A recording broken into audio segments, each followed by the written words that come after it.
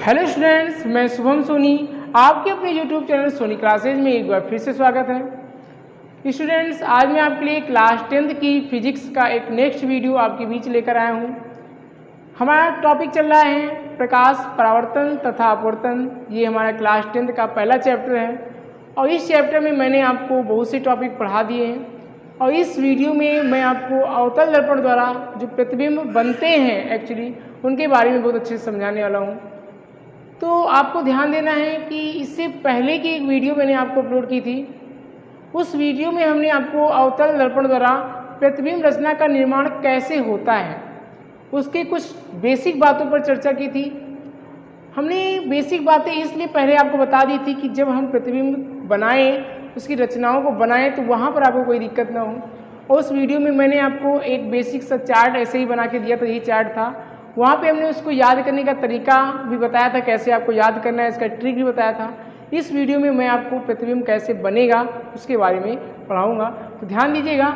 आज का हमारा जो पहला टॉपिक होगा इसी का होगा अवतल दर्पण के लिए जब वस्तु कहाँ रखी हो, अनंत पर हो। यानी वस्तु की स्थिति यदि अनंत पर होती है तो प्रतिबिंब को हमें कैसे बनाना है, कहाँ पर बनाना है, ये सभी बातें आपको इस चार्ट के माध्यम से पता चल जाएंगी और एकदम आसानी से देखिएगा आप बना लेंगे।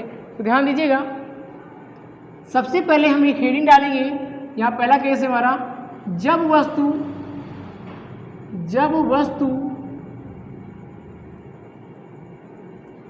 अनंत पर स्थित हो। जब वस्तु अनंत पर स्थित हो, यानी वस्तु की स्थिति कहाँ पर होगी, अनंत पर होगी।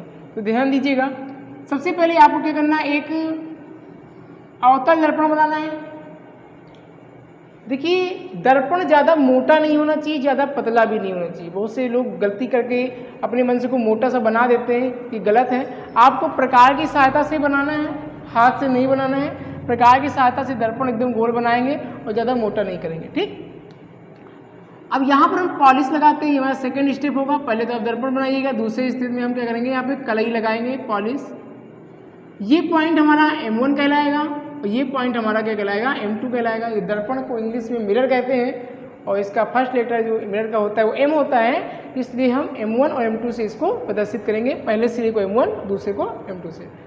अब यहाँ पर क्या करना है, हमको इसके जो मध्य बिंदु है, यानी दर्पण का जो मध्य बिंदु होगा उसको हम बोलते हैं ध्रुव। क्या बोलते हैं, ध्रुव। और उसको हम P से प्रदर्शित करते हैं। ध्यान देना, इसको हम P से प्रदर्शित करेंगे। P का मतलब है पोल।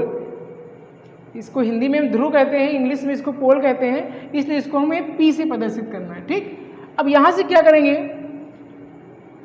ये हमारा क्या हो जाएगा, मुख्य अक्ष हो जाएगा। एक लाइन खींचेंगे, प्रिंसिपल एक्सिस, ये मुख्य अक्ष हमारा हो जाएगा। अब यहाँ पर क्या करना है, आपको मैंने बताया था कि हमेशा जो भी दूरियां नापी जाती हैं वो ध्रुव से ही नापी जाती हैं। चाहे वस्तु की दूरी हो, प्रतिबिंब की दूरी हो या वक्रता केंद्र, जहाँ पर भी हमको कुछ भी नापना होगा तो हम कहाँ से नापेंगे, दर्पण के ध्रुव से नापेंगे। तो दर्पण का ध्रुव यहाँ P है, यहाँ से हम एक दूरी लेंगे और यहाँ पर बनाएंगे F। सबसे पहले F होगा जिसे हम फोकस बिंदु कहेंगे। कैपिटल F से प्रदर्शित करना, स्मॉल f से मत करना, कैपिटल F, ठीक है ना। और उतनी ही दूरी, जितनी दूरी यहाँ से यहाँ तक होगी उतनी ही दूरी यहाँ पर होगी, जिसका नाम हम देंगे क्या, C। यहाँ पे C क्या है, वक्रता केंद्र है। तो यहाँ पर क्या करना है कि जो हमारी पहली दूरी होगी वह होगी फोकस बिंदु, दूसरी होगी वो हमारी होगी वक्रता केंद्र। एक विशेष बात ध्यान रखनी है कि दूरियाँ कम ज़्यादा ना हो, यानी यहाँ से यहाँ तक की जो दूरी है उतनी यहाँ पर भी होनी चाहिए। दूरी कम ज़्यादा हो जाएगी तो प्रतिबिंब सही जगह पर नहीं बनेगा, ठीक। अब यहाँ पर एक स्थिति देखिए, यहाँ पर कह रहा है कि जब वस्तु अनंत पर होती है तो उसका जो प्रतिबिंब बनता है वो कहाँ बनता है, F पर बनता है। F का मतलब फोकस बिंदु पर बनता है, ठीक है ना। तो यहाँ पर सबसे पहले आपको क्या करना है, यही प्रतिबिंब हमको यहाँ पर बनाना है। और कैसा बनाना है, बिंदु के जैसा बनाना है। कैसा बनाना है, बिंदु के जैसा बनाना है और वास्तविक व उल्टा बनाना है। चलिए देखिए कितना सरल तरीके से हम आपको सिखाएंगे। वस्तु कहाँ रखी है, अनंत पर। अनंत का मतलब होता है ऐसा बिंदु जिसकी कोई सीमा नहीं, मतलब उसका कोई निश्चित स्थान नहीं होता है। तो यहाँ पर हम क्या करते हैं, ये लाइन के बाहर सपोज अनंत कहीं पर है तो पहली प्रकाश की किरण को हमें लाना है अनंत से मुख्य अक्ष के समांतर। ये मुख्य अक्ष है, इसी के समांतर पहली प्रकाश किरण लाएंगे और ये जब दर्पण पर पड़ेगी तो इसका नाम देते हैं एन। एक्चुअली प्रकाश की किरण तो निकल नहीं सकती क्योंकि बाहर पॉलिश लगी हुई है, तो क्या करेगी, ये प्रकाश की किरण फोकस से होती हुई नीचे की ओर चली जाएगी। ये हमने आपको इससे पहले वाले वीडियो में बेसिक पढ़ाया था, यदि आपने नहीं देखा तो एक बार देख लीजिए, बहुत आसानी से आपको समझ में आ जाएगा।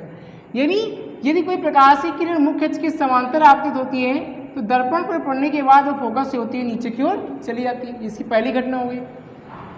और हमने आपको बताया था कि एक प्रकाश की किरण कभी किसी वस्तु का प्रतिबिंब नहीं बना सकती, तो यानी प्रकाश की किरणें कितनी होनी चाहिए, कम से कम 2 होनी चाहिए। तो यहाँ पर हम क्या करते हैं, दूसरी प्रकाश की किरण को भी मुख्य अक्ष के समांतर आपतित करते हैं और ये जब दर्पण में पड़ेगी, यहाँ पर मान लेते हैं कोई के बिंदु है और पड़ने के बाद ये कहाँ से गुजरेगी, फोकस से होती हुई ऊपर की ओर चली जाएगी। यानी कहने का मतलब इधर से गई, दर्पण में पड़ी तो कहाँ चली गई, ऊपर चली गई, ये यहाँ से आई, ये नीचे चली गई। इस प्रकार से हमने आपको क्या बताया कि जब वस्तु अनंत पर स्थित होती है तो कैसे उसकी रचना में करनी है। अब आप देखिए चार्ट में प्रतिबिंब कहाँ बनेगा, एफ पर, देखिए एफ पर बन रहा है, कैसा होगा, बिंदु के जैसा होगा, देखो एकदम यहीं पर कट रहा है, बिंदु के जैसा ही है। वास्तविक होगा, उल्टा होगा, ये चार्ट कह रहा है, बस नियम आप ध्यान रखो, सब आसान है। ठीक, अब देखो वास्तविक उल्टा, ये दर्पण के इधर जो बनेगा वो वास्तविक होगा और दर्पण के जो पीछे बनेगा वो क्या होगा, हमारा आभासी होगा। तो यहाँ पर वास्तविक का मतलब है कि जो वास्तव में काटती है, तो आपने देखा यहाँ पर ये क्या करेंगे, वास्तव में काटे, हमने जबरदस्ती तो मिलाया नहीं, अगर जबरदस्ती मिलाते तो वो आभासी होता, लेकिन हमने वास्तव में इसको काटा है तो ये क्या कहलाएंगी, वास्तविक प्रतिबिंब कहलाएंगे। इतनी बातें क्लियर हो गई हैं। ठीक, अब इस बात को ध्यान रखना, इसकी थोड़ी थ्योरी लिखनी होती है तो हम थ्योरी को बहुत अच्छे से आपको समझा देते हैं, ध्यान दीजिएगा। यहाँ पर जब आप थ्योरी को बोलेंगे तो आप हेडिंग से शुरुआत करेंगे, शुरुआत हेडिंग से करेंगे, जैसे हम आपको बता रहे हैं बस सुनते जाओ, इतनी आराम से आपको समझ में आएगा, दिमाग में सेव हो जाएगा, बस मन लगा के समझना। देखिए आप बोलेंगे जब वस्तु अनंत पर स्थित हो तब मुख्य अक्ष के समांतर आपतित होती हुई कोई किरण दर्पण के एन बिंदु पर पड़ती है और पड़ने के तत्पश्चात वह फोकस से होती हुई नीचे की ओर चली आती है। देखो आ रही है ना, आपने देख रहे हैं, मतलब आप देख रहे होंगे कि नीचे आ रही है, तो आप यही बोलेंगे कि जब कोई प्रकाश, जब वस्तु अनंत पर स्थित हो तब मुख्य अक्ष के समांतर आपतित होती हुई कोई किरण दर्पण के एन बिंदु पर पड़ती है और पड़ने के तत्पश्चात फोकस से होती हुई नीचे की ओर चली जाती है। तथा दूसरी प्रकाश की किरण, ये हमारी पहली हो गई, ये हमारी दूसरी हो गई, तथा दूसरी प्रकाश की किरण वस्तु के शीर्ष बिंदु, ध्यान देना, यहाँ पर मान लो वस्तु है या अनंत पर मान लो वस्तु कहीं रखी है, तो यहाँ बोल लो तथा दूसरी किरण मुख्य अक्ष के समांतर आपतित होती हुई दर्पण के बिंदु पर पड़ती है और पड़ने के तत्पश्चात फोकस से होती हुई ऊपर की ओर चली जाती है। ये दोनों प्रकाश की किरणें जिस बिंदु पर एक दूसरे को आपस में काटती हैं वहाँ पर बना प्रतिबिंब बिंदु के आकार का होता है और सदैव वास्तविक व उल्टा होता है। इस प्रकार से आपको थ्योरी लिखनी होती है, 2 नंबर का आता है पेपर में, बहुत पूछा जाता है क्वेश्चन, तो थ्योरी को आपको रटना नहीं है, बहुत से स्टूडेंट रटते हैं आके। वैसे भी फिजिक्स कोई रटने का विषय नहीं है, एक समझने का विषय है, तो आप समझ के अगर काम करते हो तो फ्यूचर में भी आपके काम आएगा। तो ध्यान देना, एक बार फिर से बता रहे हैं, जब वस्तु अनंत पर स्थित हो तब मुख्य अक्ष के समांतर आपतित होती हुई कोई किरण दर्पण के एन बिंदु पर पड़ती है और पड़ने के तत्पश्चात फोकस से होती हुई नीचे की ओर चली जाती है, तथा दूसरी प्रकाश की किरण मुख्य अक्ष के समांतर आपतित होती हुई दर्पण के बिंदु पर पड़ती है और पड़ने के तत्पश्चात फोकस से होती हुई ऊपर की ओर चली जाती है। ये दोनों प्रकाश की किरणें जिस बिंदु पर एक दूसरे को आपस में काटती हैं वहाँ पर बना प्रतिबिंब बिंदु के जैसा होता है और सदैव वास्तविक व उल्टा होता है। इतना आपको यहाँ पे बताना है। तो इस प्रकार से स्टूडेंट मैंने आज आपको पहला नियम समझाया कि पहला नियम कैसे होता है कि जब वस्तु कहाँ रखी होती है, अनंत पर रखी होती है। ठीक, ये बातें आपको क्लियर हो गई होंगी। अब हम क्या करते हैं, एक और आपको बता देते हैं कि सेकेंड केस जो हमारा है, फर्स्ट के बाद सेकेंड, वो कैसा होगा। एक केस ये भी समझ लेते हैं, उसके बाद आप इतना रिवाइज कीजिए, फिर अगले वीडियो में मैं आपको पूरे 4 कंप्लीट करा दूंगा, उसके बाद आप उसका अभ्यास करेंगे। ठीक है, तो चलिए देखते हैं इसका दूसरा कैसे बनेगा। चलिए देखते हैं कि हमारा जो दूसरा केस है वो क्या है कि जब वस्तु अनंत व वक्रता केंद्र, यहाँ पे ध्यान रखना, अनंत व वक्रता केंद्र के बीच स्थित हो। इसका मतलब है अनंत और वक्रता केंद्र के बीच में। तो जब वस्तु अनंत व वक्रता केंद्र के बीच में होती है तो ध्यान दीजिएगा, ये सब वही लाइन के बाहर अनंत है, लाइन के बाद तो अनंत होगा। तो ये हमारा वक्रता केंद्र हो गया, ये हमारा वक्रता केंद्र सी, और इनके बीच में यानी इसके बीच में कहीं एक वस्तु रखी है, तो मैंने एक वस्तु बना लिया, ध्यान देना जिसे हम आपको बता रहे हैं, ठीक। ये हमारा वस्तु हो गया। अब प्रतिबिंब कह रहा है सी और एफ के मध्य में बनेगा, यानी सी और एफ के मध्य में ही प्रतिबिंब बनेगा। कैसा बनेगा? वस्तु से छोटा होगा। तो यहाँ पे वस्तु जो है उससे थोड़ा सा छोटा एक लाइन खींच लेंगे। आप कह रहे होंगे नीचे क्यों खींचा? तो यहाँ पे देखो नियम कह रहे हैं ना, वास्तविक व उल्टा, इस पांचों कंडीशन यही है, तो उल्टा बनना है ना, तो वस्तु का जो प्रतिबिंब होगा वो उल्टा बनेगा, नीचे की ओर बनेगा। अब वस्तु से थोड़ा सा छोटा होगा तो हमने थोड़ा छोटा कर दिया, ठीक। इस प्रकार से पहले आपको वर्क करना है। अब चलिए क्या करते हैं, पहली प्रकाश की किरण को मुख्य अक्ष के समांतर भेजना है, यानी पहली जो प्रकाश की किरण होगी उसको आप मुख्य अक्ष के समांतर भेजोगे, सभी में करना है। अब जब ये दर्पण में पड़ेगी, मान लो ए बिंदु पर पड़ रही है, और पढ़ने की तत्पश्चात कहाँ से होती हुई जाएगी? फोकस से होती हुई नीचे क्यों चली जाएगी? वो नियम कहता है मुख्य अक्ष के समांतर की प्रकाश की किरण फोकस से होकर गुजरती है। अब दूसरी प्रकाश की किरण को हम क्या करते हैं कि यहीं पर प्रतिबिंब बनाना है, तो दूसरी प्रकाश की किरण को वक्रता केंद्र से गुजार देते हैं। कहाँ गुजार देते हैं? वक्रता केंद्र से। ध्यान देना, यहाँ पे आपको नाप के कर लेना है, ठीक। पटरी से ध्यान दीजिएगा एक बात, आप जब प्रतिबिंब की रचना करेंगे कॉपी में तो प्रकार पटरी की सहायता से करेंगे, ये सबसे विशेष बात ध्यान देना है। दूसरी बात ध्यान देना है कि इनके बीच की जो दूरी होनी चाहिए वो कम ज़्यादा नहीं होनी चाहिए।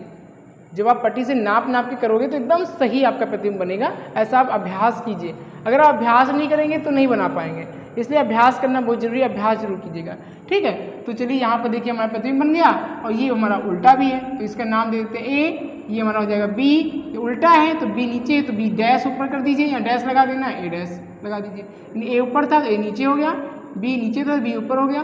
बस ये हमारा वस्तु है ए बी, यानी ऑब्जेक्ट है हमारा, ये हमारा प्रतिबिंब है इमेज, इसलिए इसको हमने डैश लगा दिया, ठीक। इतनी बातें समझ में आ गई होंगी।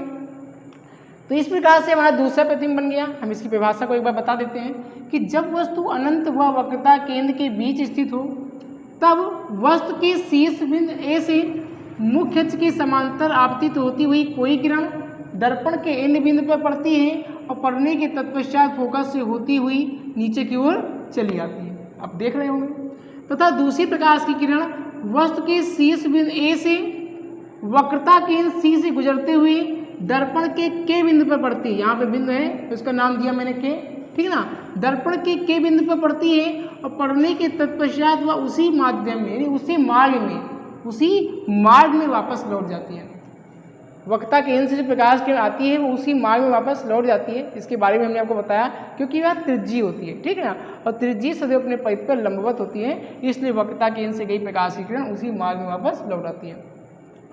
तो यहाँ पे एक बार परिभाषा को ध्यान देना, फिर से मैं बता देता हूँ। जब वस्तु अनंत व वक्रता केंद्र के बीच स्थित हो तब वस्तु के शीर्ष बिंदु ए से मुख्य अक्ष के समांतर आपतित होती हुई कोई किरण दर्पण के इन बिंदु पर पड़ती है और पड़ने के तत्पश्चात फोकस से होते हुए नीचे की ओर चली जाती है।